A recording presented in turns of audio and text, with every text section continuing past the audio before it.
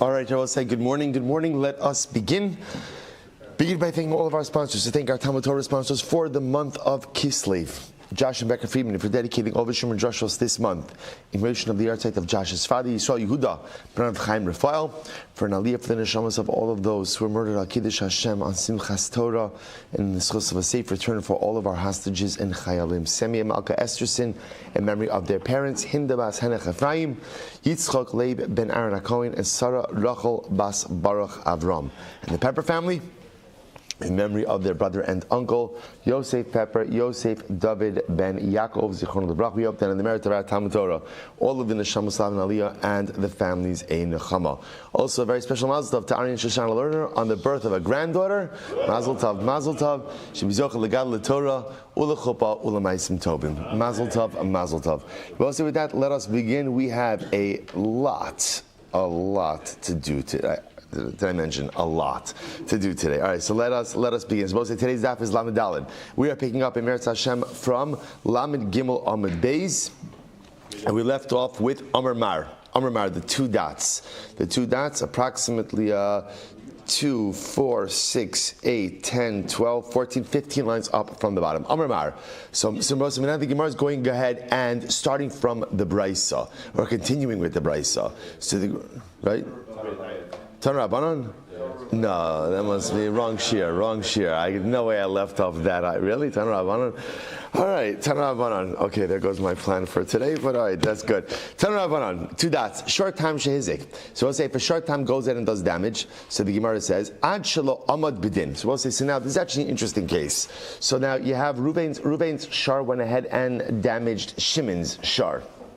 Or again, whether it's Shimon, Shor, or Shimon, whatever it is, Reuven short damages. Achlo amar b'din machro. So let's say before the case was brought to court, so Reuven has a great idea. What does he do? He sells off the shore. What's the halacha? Machar. It works. Now let's say again. We're going to see that doesn't mean he's freed from liability, but what it means, right? In other words, he sold something that's technically encumbered, but the sale works. Hikdisho mukdash. Similarly, again, if he was makdish it works. Shachto v'nastam b'matana. If he shechted the shar and gave it away as a gift, so masha asa asui. Ultimately, again, whatever is done is done. Whatever is done is done. Misha Amad Bidin, however, again, once the court case has been initiated already, so Machra Eino Machar, if he tries to sell it, the sale is void. Higdisho Eino Mukdash, if he tries to consecrate it, it's not Hagdish. Shachto Benastam Matana, Lo Asav Lo Klum. And if when he shechted it and gave it as a gift, ultimately, again, his gift is meaningless. Okay, so I'll say, so an interesting distinction. So apparently, Reuven goes ahead and essentially either sells the shar, is Makdish the shar, or shechts it and gifts it. If all of that is done before the legal proceedings have begun, the transaction is valid. If the legal proceedings have begun already, then Allah Lamaisa, his actions are meaningless. Okay, Kidmu Balechovos Vegbiu. So interesting case. Let's say Reuven has pre-existing debts. And let's say he doesn't have the money or he didn't pay some of those debts, and therefore some of his previous creditors go ahead and seize the shar in satisfaction of pre-existing debts. So it's ta'alacha. Kadmu ba'ali chovos vigbiu. Bein chav achelo hizik. Whether the debt was incurred before the damage, bein hizik achelo chav, or whether the damage occurred before the debt, lo asav lo klum. Ultimately, again, the seizure of the creditors is invalid. Lefish in mishtalim elam gufo, because we'll say ultimately, again, he's only paid from the body, from the guf. Now, that statement at first glance doesn't seem to make much sense. We're going to see the Gemara is going to explain what it means. Fine. Muad shehizik. We'll say this is all one brisa. I just want to tell you just coming attractions for today. This is all one brisa, and then the Gemara is going to go ahead and dissect each part of the brisa. So next, muad shehizik. If a muad goes ahead and does damage, bein shamar bidin, bein shala amar bidin. So ultimately, again, so we'll say, so all of this up until now was a tam. So remember again, in the tam case, we made this distinction between whether or not Reuven went ahead and either sold, gifted, or was makdish, right? prior to the initiation of legal proceedings or after the initiation of legal proceedings. Now we're both say we have a muad. So Reuben's animal is a muad that did damage. So listen to this. Bein shamad bedin, bein shlamad bedin.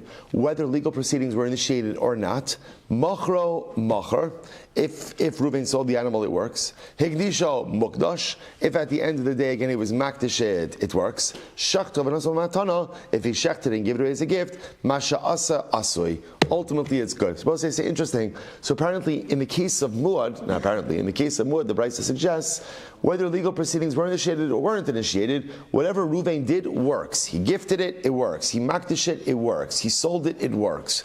So the Gemara says, "Kidmu bali chovos v'gbiu." Same case, right? Let's say again, Reuven has pre-existing creditors, and those pre-existing creditors came and seized the ox in satisfaction of a debt. So the Gemara says, "Bein chav at shelo hizik," whether the debt occurred before the damage. Bein hizik at shelo chav, masha asui asui lefi shein mishtanim ela min aliyah. Because we'll say ultimately again, whatever the seizure was, it works. Why? Because in a muad, Rabbi say now the statements begin to make a little bit more sense. Wherein lies the difference between damage done by a tam and damage done by a muad? So damage done by a tam is chatzi nezek. But also remember again, we learned a little while ago that chatzi nezek is capped at what? Capped at the value of the actual damaging animal, as opposed to muad, where you pay from your best property, and obviously there's no cap on damages. Whatever you own, whatever you owe, you owe. Good. So we'll say that's our brisa. That's our brisa. Now let's go ahead and dissect it. Really interesting. So Amar Mar, Machro Machar. When we say, we'll say by the tam case, let's go back, let's analyze this. So what was the case by the tam? So again, Reuben has an ox. The ox is a first-time offender. It gored Shimon or gored Shimon's ox. So now what's the halacha? What did the Brisa say? If Reuben sold it before legal proceedings began, then ultimately, again, the sale is a valid sale. So the Gemara says, Amar machro l'rdiya. So when we're talking about a sale, we'll say the sale ultimately is, what did Reuben sell it for? Reuben ultimately sold it for plowing purposes. Okay, Rashi says over here, yeah, fine, for plowing purposes, good. Hegdisho, mukdash. Ultimately, again, if halacha l'maisa, Reuben was makdish it, that works also. Why? Bishud Rabbi Avo. So I will say that was the end of yesterday's daf, because Rabbi Avo said, ultimately, again, we're afraid that if the hektish doesn't set in, what's going to happen? People will think that you could redeem hektish without pidyon, without redemption. So therefore, again, the hektish works. Shachto v'naso matana. If he shechts it and gifts it, masha asui. Whatever is done is done. So the Gemara says, all right, let's analyze this. So the Gemara says, L'rdiya. So I understand if he's gifting it, so the gift could work. Let's say he gifted it for plowing purposes. Ela shachto le'seiv l'shtali mibisari. Rabbi, in a case of shchita, even if it was shechted, still Shimon could collect payments from the animal in the form of meat. Right? He could collect the payment in the form of meat. Tisanya chai emi ela chai. I will say the pasuk when speaking about again one animal goring another animal, it says umachru es hashar hachai. They will sell the living ox, which is the damaging ox. V'chatzu es kaspo. They split the money. Chatzi nezek. So the Gemara says umachru es. Chai imi el chai. So we'll say I only know that when you pay chatzi nezek, that comes from a living animal. Shachto minayin. How do we know that? Let's say I will say, and again just the stam case. Reuven's ox gores Shimon, first time offender, gores Shimon's ox. Therefore Reuven owes chatzi nezek. Now what happens? Reuven shechs the animal. Bless you. He shechs the animal. So what's the halacha? Shachto minayin. How do we know that even if Reuven shechted the animal, ultimately again Shimon can capture payment from the shechted animal? Tamalomar umachra es hashar mikol makom.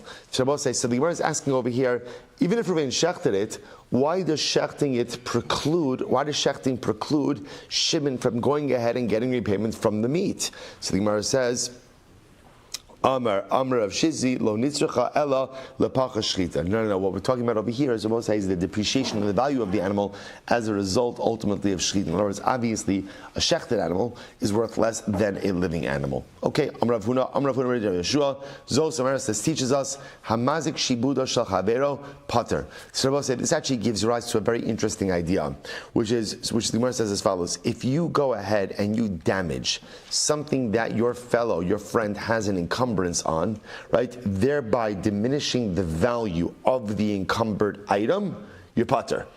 Even though again, on a technical level, you may be causing someone a loss. For example, so the Gemara says pshita. That's obvious. In other words, that I will say, In other words, I damage something, or I damage something which my friend has a financial lien on. I'm patur. I'm not chayiv in damages for that to my friend. Even though now again his encumbrance is worth less. So the Gemara says that's obvious. In other words, that would be a case of indirect damage. At most, that's grama. To which the Gemara says, "What would you have thought? Hasam hu amarle lo chasarticha v'lo midi."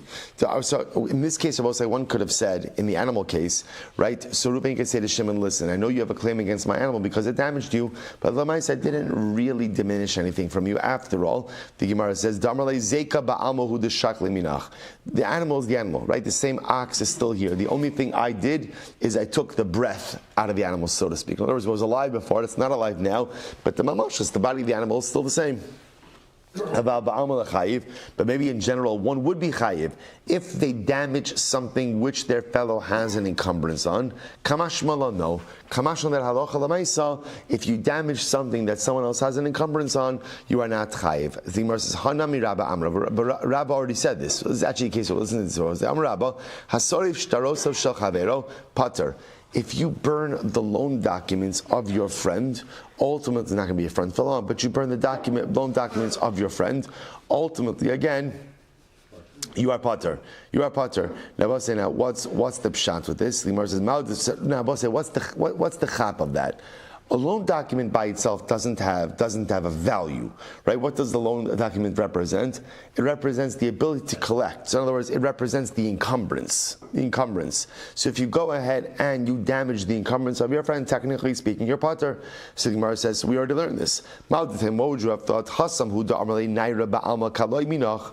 the case where I burned the loan documents, I could just say to Ruvain, or Ruvain could just say to Shimon, sorry, what did I do? All I did was I burnt paper. But in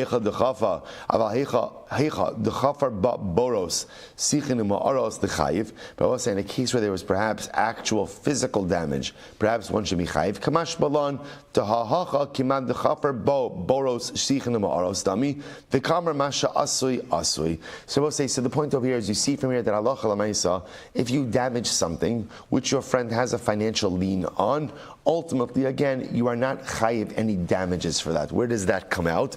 Where does that come out over here? Reuven's ox damaged Shimon, which now means in a case of Tam that Shimon has a lien against the shar, a lien against Reuven's shar. Reuven then goes ahead and shechts it. So even though now Reuven has diminished the value of the encumbered item, Reuven is not chayiv to Shimon anything. Okay, interesting idea. So the Gemara says, good. Kidmu bali chovos vigbiu. So now we continue to go through the Brisa. If Reuven has pre-existing creditors, and the pre-existing creditors came along and collected the ox in satisfaction of a debt. So what's the halacha? So the Gemara says, Ad shelo hizik, I'm sorry, bein chav ad shelo hizik, bein hizik ad shelo chav, lo asav lo klum. So we'll say in this case over here, whether the debt came before the damage or the damage came before the debt, the seizure of the damaging ox is void. They can't seize it. So the Gemara says, why? Because it will say why. What the Gemara seems to be saying over here is because Shimon, the victim, has a claim against the actual body of the damaging ox. So let's analyze this. So I understand if the damages occurred before the debt, so I understand why creditors can't seize the ox. Why?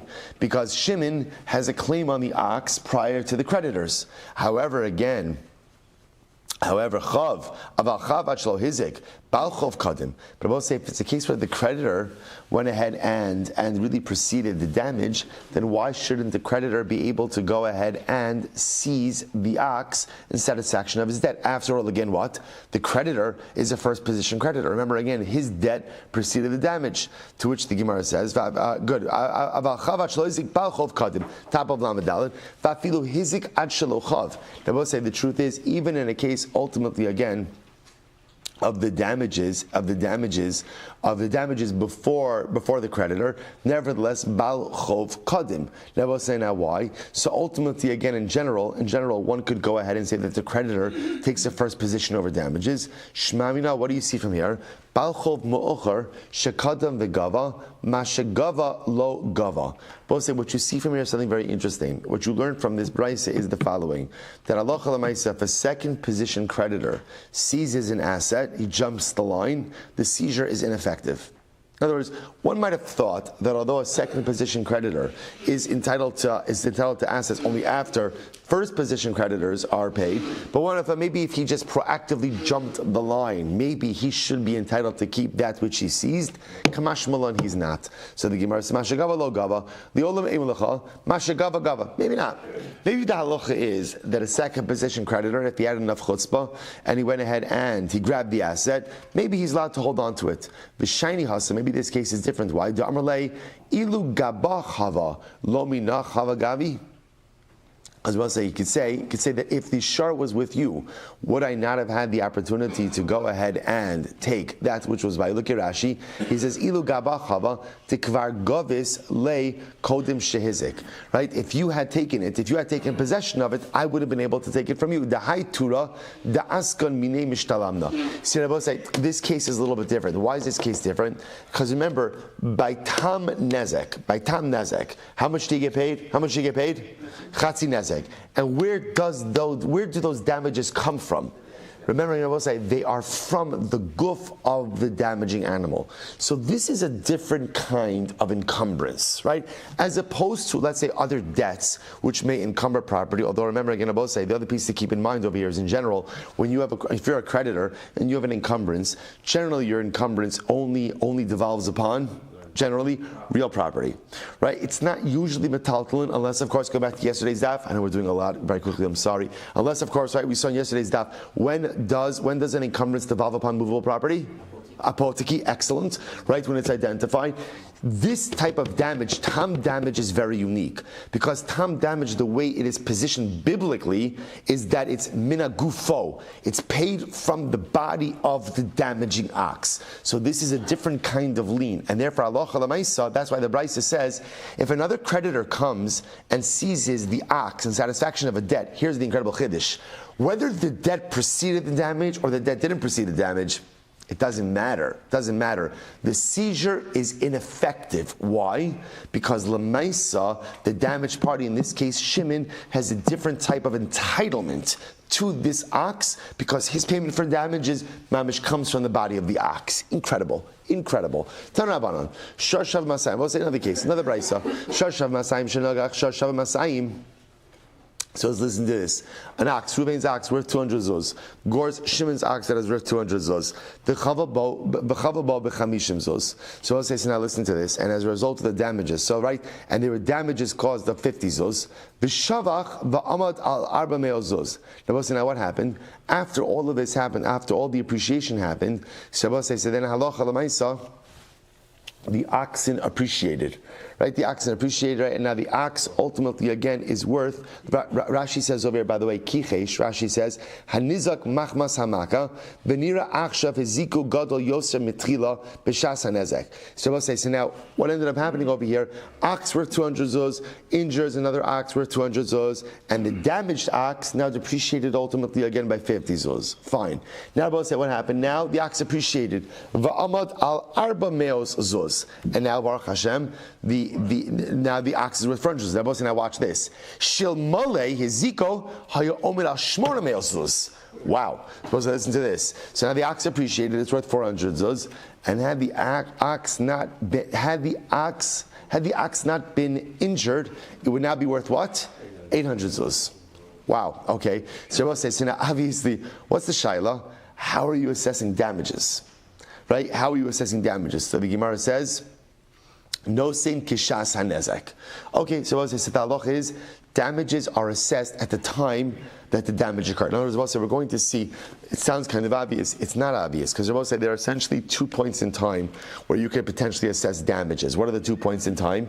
Either at the time the damage occurred or Hamad Bedin, or at the time ultimately again that adjudication begins in Beis Din. So now the Gemara is saying over here that halacha l'maisa, now we're going to see there might be a difference between appreciation and depreciation. So ultimately again in the case of appreciation, so therefore again we're going to say that damages are assessed at the time that the damage occurred. Kichesh, what happens if the damaged shore depreciated? So again, this was a case of where the damaged shore appreciated. What happens if the damaged shore depreciated? So kishas ha'amada bedin. Then ultimately we'll say what we do is we assess the value at the time of the initiation of legal proceedings. Incredible.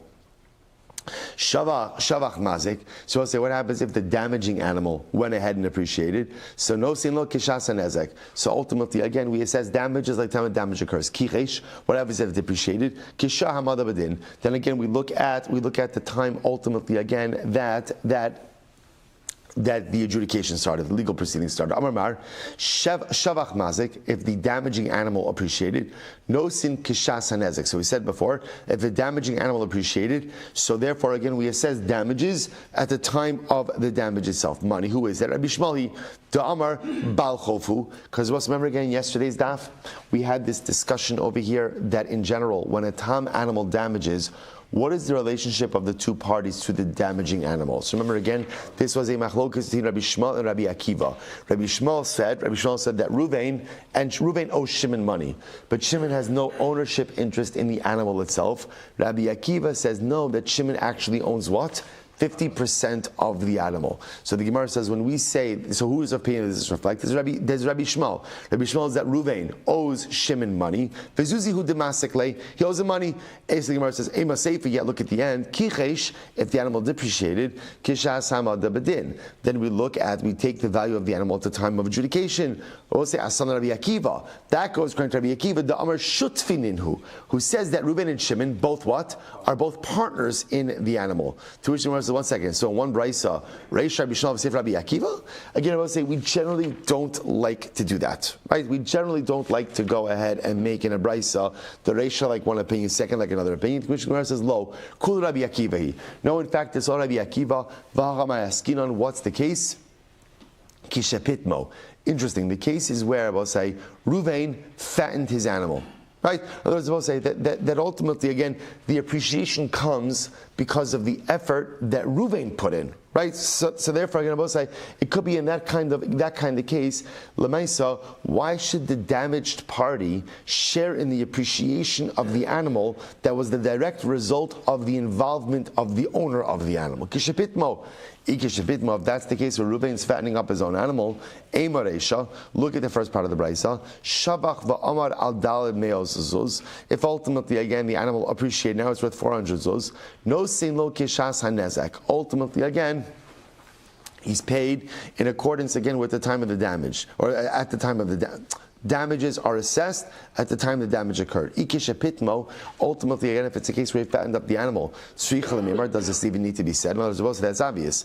Amra Papa, Reisha Mashkachos la bein de pitma pitume, bein de shabchamamela. So we'll say the Reisha can be set up as a case where the animal appreciated either because of the efforts of the mazik, the owner, right, the damager, or where the animal just appreciated on its own. So the Gemara says, and therefore again it's necessary to teach us that even if the animal appreciated on its own, not through the efforts of the owner, nevertheless, no sin kishas hanezek. We still lock in payments at the time that damage was done. But the safer case, I will say, ultimately again is where the mazik, the damager, i.e. owner of the animal, fattened up the animal itself. So therefore he's responsible for the appreciation. And therefore, the damaged party shouldn't get to share in that. So we'll say if the animal depreciated, we again evaluate damages at the time of adjudication. So the Gemara says, why is the animal depreciating? If ultimately again the animal depreciated, why? Because the owner is working in very hard. He should say that, right? So the damaged party could say, I don't understand, you're depreciating the animal and I should have to lose. The case of says no, where the animal depreciated as a result of an injury. Because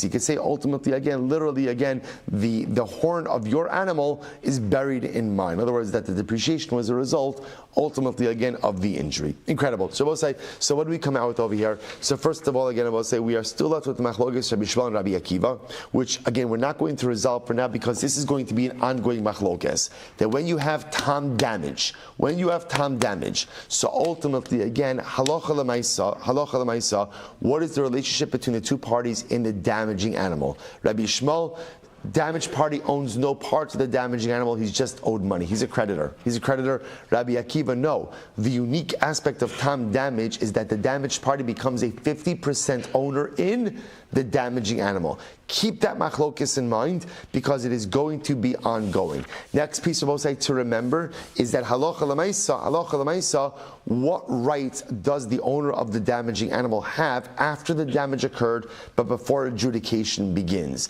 Does he have the ability, so Bryce seems to indicate he has the ability to sell, he has the ability to be makdish, and he has the ability to shecht and give away b'matana. Once adjudication begins, he has none of those rights.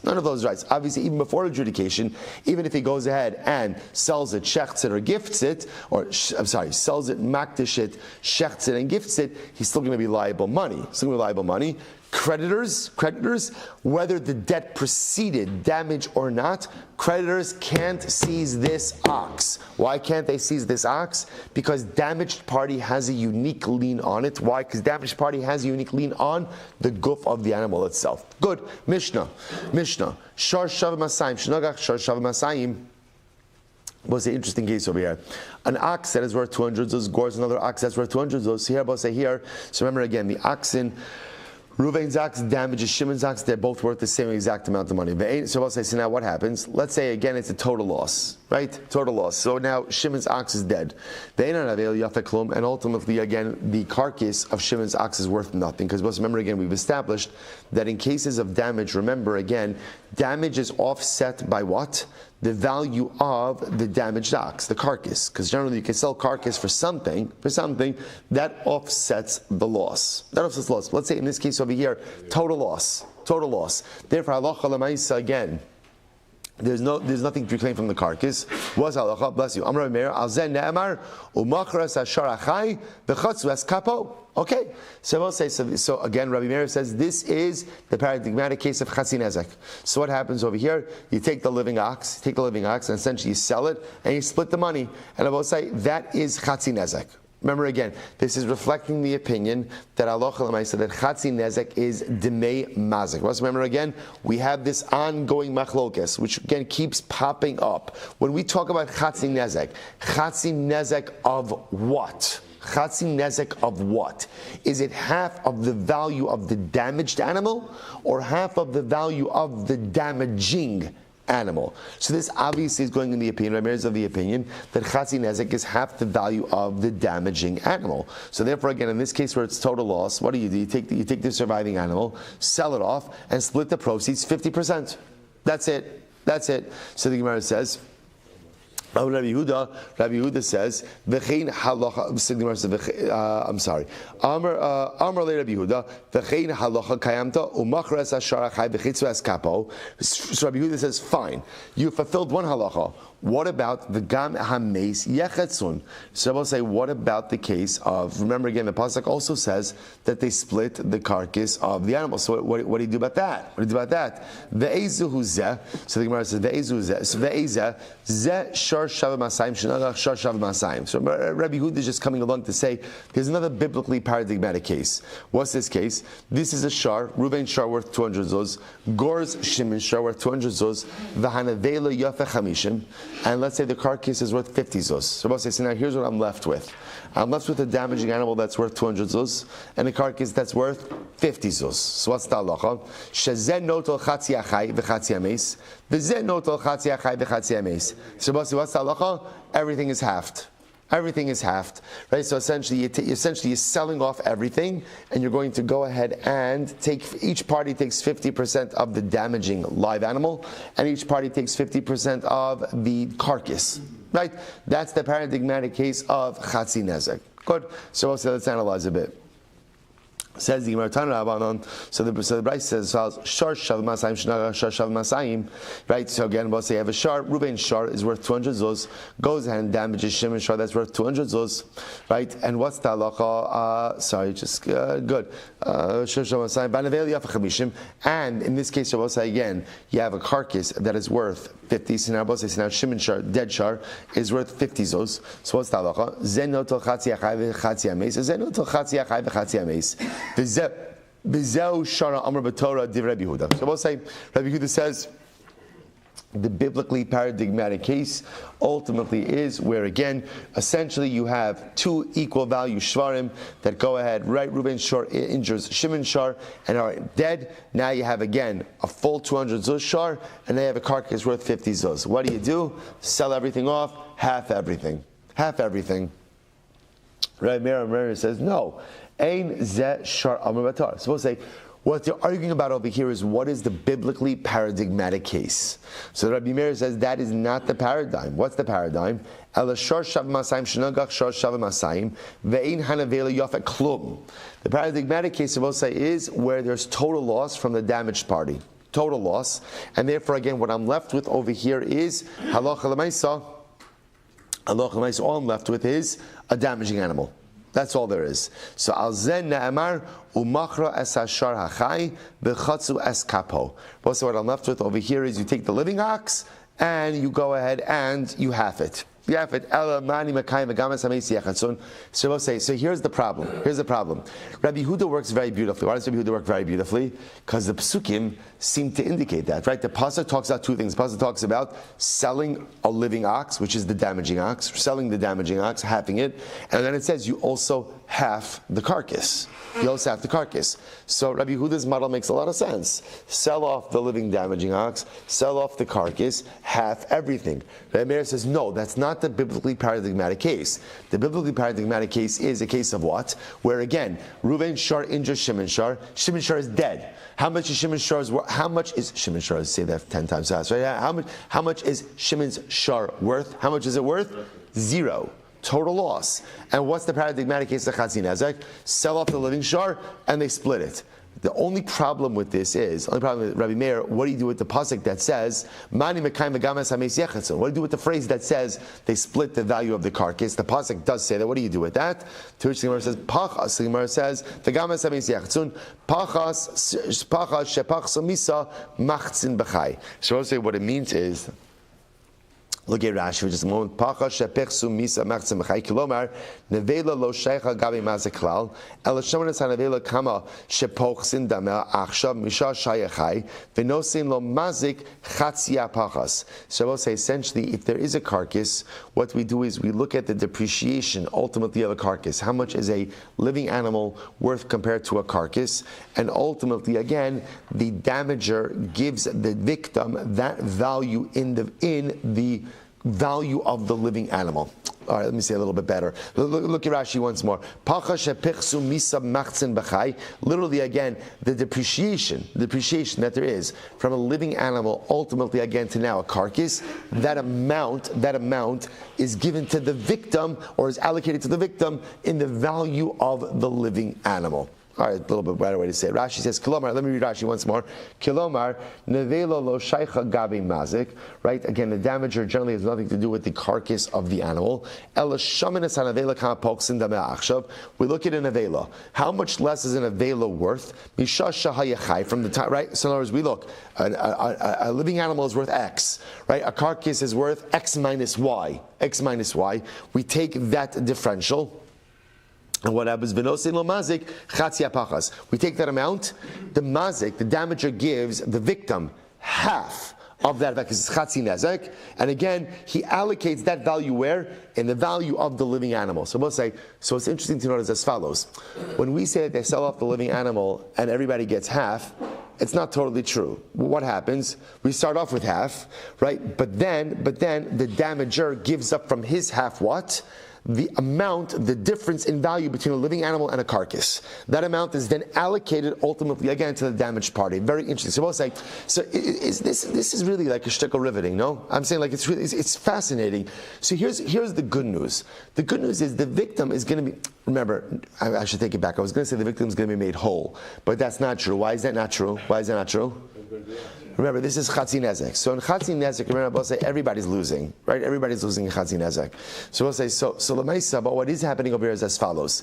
See, in Rabbi Huda's model, what happens over here is like this. You have two bodies of compensation. You have a living animal and a carcass. Essentially, sell them both back. In Rabbi Huda's model, what do? 50-50, right? Split them 50-50 both. In Rabbi Meir's model, we essentially don't really deal with this. We don't bring in the carcass, but we kind of do. What we do is you take a living animal, you split it 50-50. But there's another cheshbon. What's the cheshbon? If you're Shimon, you have now a dead cow. You know, dead ox. So what do? We look at the difference between the value of an avela and a living animal. That value Shimon is entitled to. Where does Shimon get that value from? That comes from Reuven's 50% of Reuven's animal. So there's like two allocations over here. There's a 50-50 allocation, and then out of Reuven's bucket, out of Reuven's chilek of 50%, Shimon now gets the depreciation between a living animal and a dead animal. Really interesting. So the Gemara goes weiter. So the Gemara says, Michti, both say last three lines on the daf, the white lines, Michti, Ben Rabbi Huda, Hai Mea Ve'esim V'chamisha Shakel, the Hai Mea Ve'esim Shakel. So we'll say, at the end of the day, what's interesting to note is, it sounds like either way you're going to get paid. Right? In other words, the allocation would seem to be the same. So the Gemara says, "My benaya, what's the practical difference between them?" Amrava pachas nevela ike benaya. So we'll say no. Actually, where this comes up, we'll say is where after the damage is done, the carcass depreciates. Look at Rashi. Last Rashi. The pachas benaya in pichsu damea mishas misat shas nechira. Rabbi Meir da amar lo shayich mazik benevela pachas denizako v'avivlo yoiv le ela chatzi mash pachas misa. So this is actually very interesting. You know where the nafkamina is? We've actually seen this already a number of times. Where Rabbi said there is carcass depreciation after the animal is killed. So who bears the brunt of depreciation between the time of death and ultimately time of adjudication? According to Rabbi Meir, that's on the damaged party. According to Rabbi Huda, that is shared. Amrli Abai says, I'm sorry, Rabbi Meir savar pachas nebel dinizakabi. Rabbi Meir holds that ultimately again carcass depreciation ultimately again is going to be on the nizak. Rabbi Huda savar pachas nadela demazekavi. So demazekavi palga. So ultimately, again, Rabbi Huda says that Allah Chalamaisa, they're going to share that amount. Abai says, Imkain, Matzil Rabbi Huda, if that's the case, according to Rabbi Huda, we'll say something very interesting occurs. Amud Beis, Matzil Rabbi Huda, Tam Chamar Mimuad. So I will say, this is very interesting. According to Rabbi Huda's model, then, it turns out that there actually may be a stringency of Tam over Muad. Now I will say, how? Look at Rashi. First Rashi on 34b, Tam Chamar Mimuad, to Hagabe Muad Arina Parakamon, so this is interesting. Everyone agrees, everyone seems to agree that by a muad, ultimately again the owner is the owner of the nevela. The victim is obligated to to take care of the carcass and to recapture whatever amount he can from the carcass. Right? Remember again, let's take a step back. Muad, what is payment in a muad case? Payment in a muad case? Nezek shalim, complete damages. But remember again, we offset complete damages by what? By the value of the carcass. Who is responsible for carcass disposal? We spoke about this before. Who's responsible for that? The damaged party, the nizak, which also means that carcass depreciation is borne by the nizak as well, by the damaged party. The Rabbi say, now what's interesting about this is as follows. So it turns out that in the case of muad, listen to this.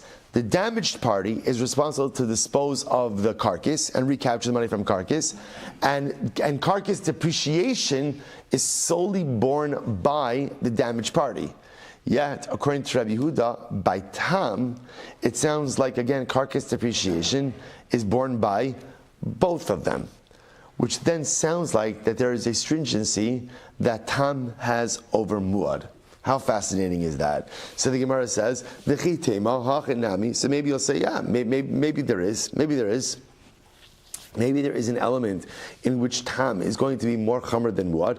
So the Gemara says, but here's the problem. Rabbi Yehuda says, tam chayiv umuad pater. Rabbi Yehuda says ultimately again that tam will be chayiv. Now there is another stringency. Look at Rashi. Rabbi Yehuda tam chayiv im shamru shmira pechusa v'yatza vehezik umuad pater. So it's actually interesting that Allah l'maisa by a tam. Rabbi Yehuda, we're going to get into this. Rabbi Yehuda is going to say that halacha l'maisa, if the owner only watched the animal in a minimal way, ultimately again the animal gets out and does damage, the owner will be chayiv, but yet by muad he'll be pater. So the Gemara says, Emar deshamas le Rabbi Yehuda le'inyan shmira t'chsivi kroi. So we'll say it could very well be that there's a distinction when it comes to watching the animal, that maybe there is this distinction between tam and muad. However, le'inyan tashlumin mishamas le, but also when it comes to compensatory payments, could it be that tam is more chamer than muad? But I will say, but that's what it sounds like over here. But that would be a very strange reality. But Tanya Rabbi Yehuda Omer, Yachol Shor Shava Mana Shenagach Shor Shava Chamishim Sloim. Suppose listen to this. What Chamish Sloim? Sorry. What happens if a shor that is worth 100 zuz goes ahead and gores a shor? Right, that is worth chamish slime. Vanavela yofe sela, and now again the carcass is only worth 4 zuz a sela. So what's the halacha? Ze notel chatzia meis v'chatzia. I'm sorry. Ze notel chatzia chay v'chatzia meis. This one takes half of the living animal, half of the dead animal. V'ze notel chatzia chay v'chatzia meis. So Gemara amrit v'chi muad lama yotze lahachmir alav lahakil alav. I don't understand when an animal becomes a muad. I will say, what's the ramification of becoming a muad? Is becoming a muad there to be machmir, to be mekel? Havi omer lahachmir Allah. Rabbi say obviously the muad designation is to make things more chamer, not to make things mekel. Uma muad ena mashalim ela mashehizik. So I'll say if a muad only goes ahead and pays what it damages, tam akal koshkin, so tam all the more so. El Rabbi Yochanan shevach nevela ikebenayo. Rabbi say actually the distinction might be in a case where halacha l'maisa, that ultimately again the carcass appreciates. That actually may be the fundamental distinction between them. So the Gemara says, Demar Savar Meir holds the Nizakavi that appreciation belongs to the damaged property, the damaged party, i.e. the owner of the carcass. Umar Savar, the right Rabbi Yochanan will say, Palga. Ultimately, and will say that what? Sorry, Rabbi Yehuda. Rabbi Yehuda will say that ultimately again that is divided. That is divided. So the Rabbi Yehuda, and this was the kasha. Hashtag the Amrit Chas Rach. So we'll say now that we said ultimately again that the Torah even has some compassion upon the mazik, upon the damager, that he goes ahead and he takes part of the appreciation of the nevela. Yachol shar shave chamish sloim shenagach shar shave mana. So we'll say if you have a shar that went ahead and was worth 5 sloim, right? We'll say and it goes ahead and it gores a shar that is worth a mana. Vanavela yafa chamishim, and ultimately again the carcass is worth 50 zuz, chamishim zuz. Zenota chatziachai. Each one takes half of each animal. Amrit, Heichan Matzinu Mazik Niskar. I will say if that's the case, then really the Mazik, the damager, is coming out of shtickle ahead. So the Gemara says, Shazen Niskar, I'm sorry, Heichan Matzinu Mazik Niskar, Shazen Niskar Va'omer, Shalim Yishalim Bailim. So Gemara says, Shalim Yishalim, Bailim Yishalmin, Vein Bailim Notlim. The idea I will say is that the owner of the damaging animal is supposed to be paying. He's not supposed to walk away benefited from this transaction. So my Va'omer, so what does it mean Va'omer? Maybe that's only in a case where the damaged party suffers a loss. But in a case where there is no loss to the damaged party, Kagon, Shar Shava Chamish Sloim Shenagach Shar Shava Chamish Sloim Vanavelu Yafa Shloshim Zuz. For example, I will say in a case where a shar worth 5 sloim, gored a shar that is also worth 5 sloim, and ultimately again the nevela still retains some value. Yafa Shloshim Zuz. So the Gemara says Shakel Nami Mazik B'Shivcha. Perhaps you would say that ultimately again the damager still shares in some of the appreciation. V'omer, shalim yishalim, Bailin Mishalmin, Vein Bailin Not. And Rabbi will say again, one thing that is clear the Gemara says is the owner, the damager, is not going to share ultimately again in the appreciation of the carcass.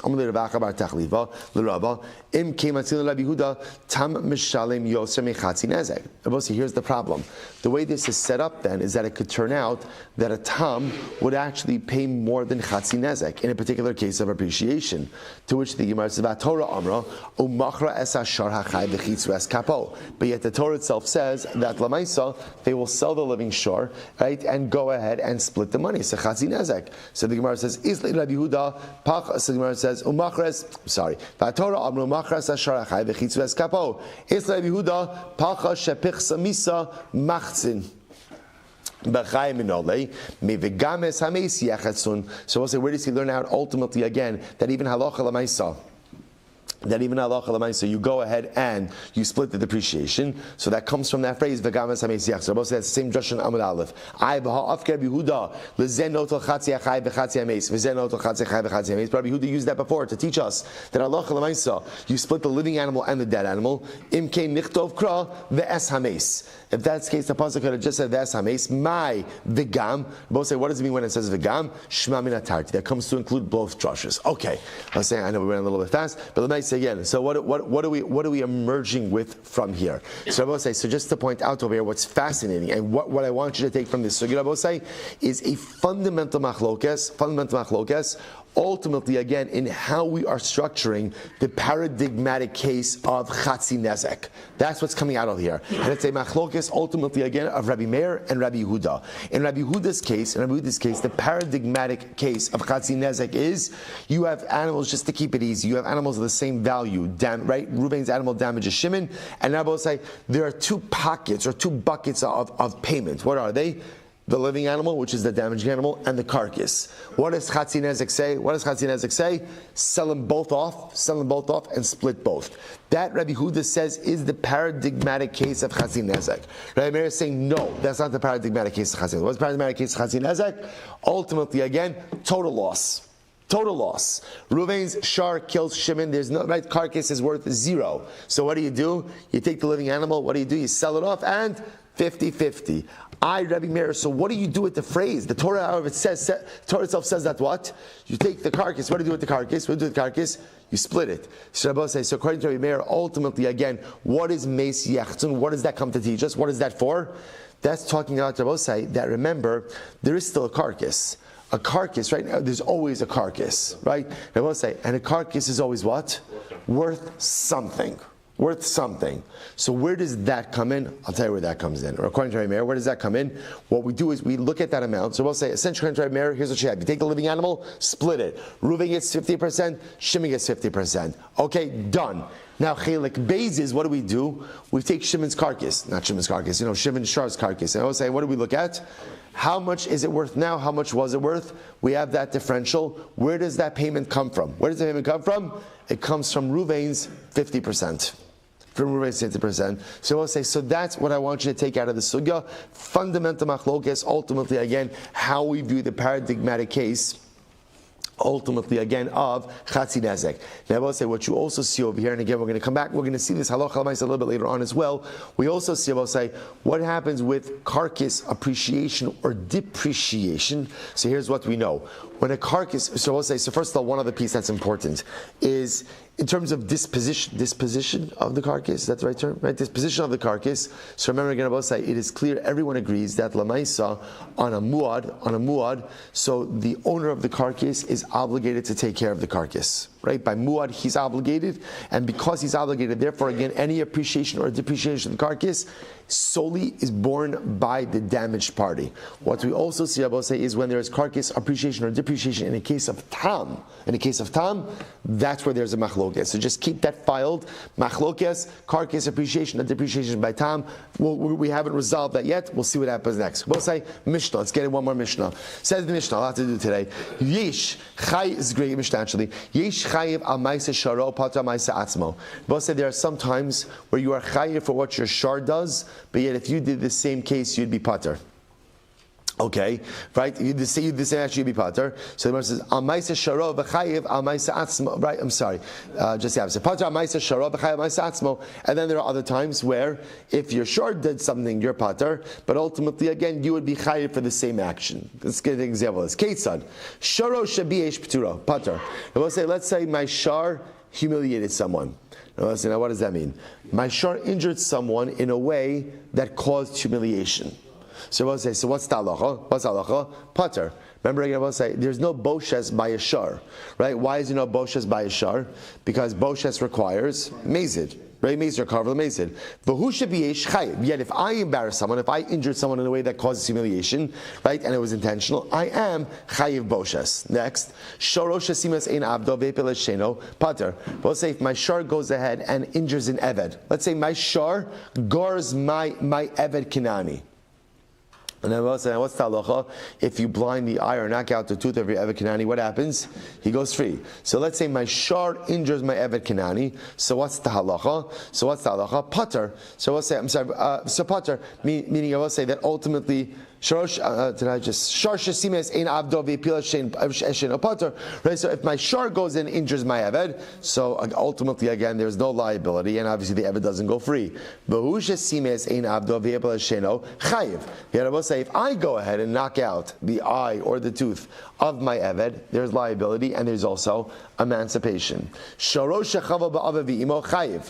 listen to this. If my shar injures my mother or my father, I am liable to pay my parents, right? But if I chas v'shalom injure my mother or my father, I am pater from payment. So why am I pater from payment? Because I'm zechiv nisa, right? If you injure your parent, if you purposely injure your parent, there is death penalty. So remember, whenever you have dual liability, death penalty and financial liability, we have a concept of kimle b'derabimine. Ultimately, you get the more severe punishment. So in this case, there'd be a death penalty. When there's a death penalty, the financial liability is set aside. Shoro shehidlik es hagodish b'Shabbos was an interesting case. Let's say my ox ignited a field on Shabbos. Chayiv. Ultimately, again, I'll be liable to pay for the damages of my shar. But let's say Ruvain, the owner of the shar, he lit the field, he lit Shimon's field on fire on Shabbos. Rabbi will say pater. Ultimately, he's pater. And I will say, now why is he pater? Why is he pater? Same thing. Because remember, again, kindling a fire on Shabbos is a chiyuv misa, right? Is a death penalty, and therefore halacha l'maisa, because he's going to be put to death, therefore he's exempted from financial liability. Pater mipnei shumis chayev benafsho.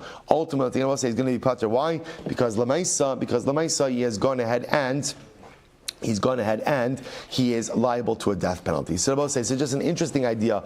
As much as generally, again, a person is obligated for the damages of his shar, the Gemara is just pointing out over here that it's interesting to see certain cases in which my shar would be pater, I'd be chayiv, and certain cases in which my shar would be pater, ultimately, against certain cases where my shar be chayiv, ultimately again I would be pater for the same. So I'm also going to stop over here for today. I'm going to be Emir Hashem leaving for Eretz Yisrael today. Emir Hashem b'shal tov u'mitzlachos. So Thursday, Friday, Rabbi Richter is going to be Emir Hashem giving shir, and then I hope Emir Hashem to be virtual with all of you starting on Sunday. Emir Hashem through the rest of Chanukah. Emir Hashem, so we'll be separated by a little bit of geographic distance. Emir Hashem, but as always, united at the neshama. All right, Rabbi say shkoyach.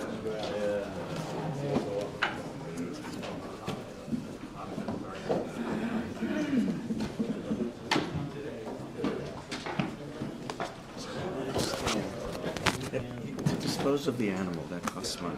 Right.